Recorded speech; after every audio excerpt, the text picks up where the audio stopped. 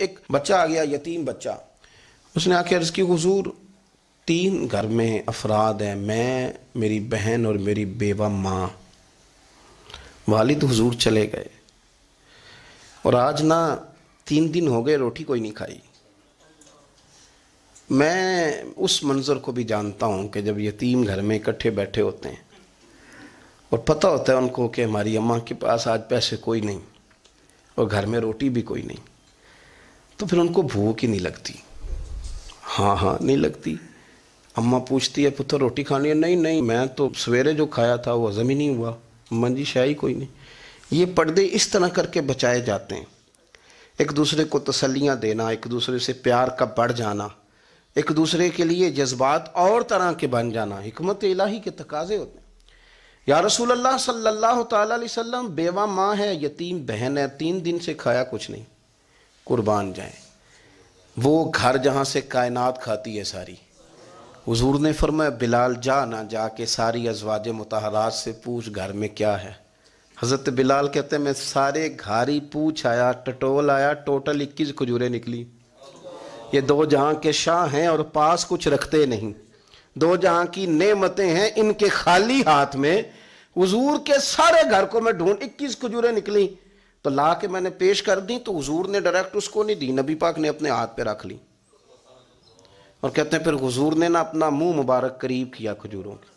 صحابہ خود فرماتے ہیں کہ یہ جو حضور نے منہ مبارک قریب کیا ہے نا تو نبی پاک برکت کی دعا کر رہے تھے، 21 کھجوروں پہ برکت کی دعا ہوئی۔ حضور نے اس بچے کو بلایا، تھپکی دی، فرمایا لے جا 7 تیری، 7 تیری بہن کی۔ انہیں معمولی نہ سمجھنا ہو تو حضرت بلال کہتے ہیں حضور 3 بھی دے دینا کبھی تو 30 سال ختم ہی نہیں ہوتی، 30 سال گزر جاتے ہیں، نکالتے رہو کھاتے رہو، ختم ہی نہیں ہوتی۔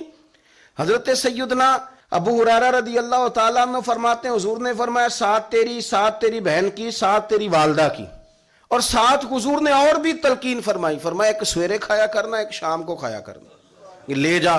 حضرت سیدنا بلال حبشی کہتے ہیں رضی اللہ تعالیٰ عنہ کہ بچہ لے کے جب باہر نکلا تو حضرت سیدنا معاذ ابن جبل دوڑ کے گئے اور جا کے بچے کے سر پہ شفقت سے ہاتھ پھیرا، کہا فکر نہ کرنا، رب کریم تجھے بہترین سرپرست عطا کرے گا، پتر پریشان نہ ہونا، اللہ تیری مدد کرے گا، صرف حوصلہ دیا، سر پہ دست شفقت پھیرا، بچہ چلا گیا۔ تو حضور نے فرمایا معاذ ادھر آؤ نا ذرا، یا رسول اللہ حکم ہو۔ فرمایا کس چیز نے تمہیں اٹھایا بچے کے سر پہ ہاتھ رکھنے کے لیے؟ کس نے تمہیں کہا؟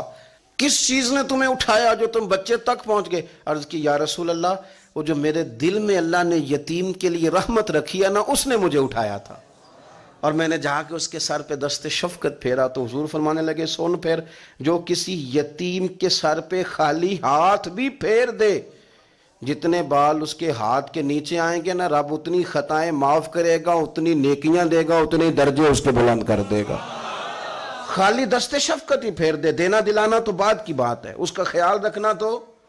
یہ جو ہمارے مدارس ہیں نا، ان میں اکثر بچے غریب ہوتے ہیں، لیکن کچھ بچے تگڑے گھروں کے بھی ہوتے ہیں، مالدار گھروں کے بھی ہوتے ہیں۔ اس میں اگر کوئی ایسا بچہ آ بھی جاتا ہے نا جو یتیم ہے، کمزور ہے، تو وہ اپنے آپ کو محسوس نہیں کرتا کمزور، کیونکہ وہ یہ نہیں سمجھتا کہ میں یتیم خانے میں آیا ہوں۔ اس کے ذہن میں مائنڈ سیٹ یہ ہوتا ہے کہ میں مدرسے میں آیا ہوں اور میں پڑھنے کے لیے آیا ہوں، اور چونکہ وہ کچھ وزادار بچے، مالدار بچوں کے ساتھ وقت گزارتا ہے، اسی دسترخوان پہ بیٹھ کے کھاتا ہے، اسی کلاس میں سب کے ساتھ بیٹھ کے پڑھتا ہے، تو اس کی عزت نفس مجروح ہونے کی بجائے طاقت پکڑتی۔ وہ برابری کی سطح پہ جب آتا ہے تو اسے محسوس ہوتا ہے کہ مجھے عزت دی جا رہی۔ اس لیے مدارس اسلامیہ میری نظر سب سے مضبوط جگہ ہیں جہاں مساکین کی، یتیموں کی، غریبوں کی صحیح معنوں میں کفالت بھی ہوتی ہے، تعلیم بھی ہوتی ہے، عزت بھی ہوتی ہے، تربیت بھی ہوتی ہے۔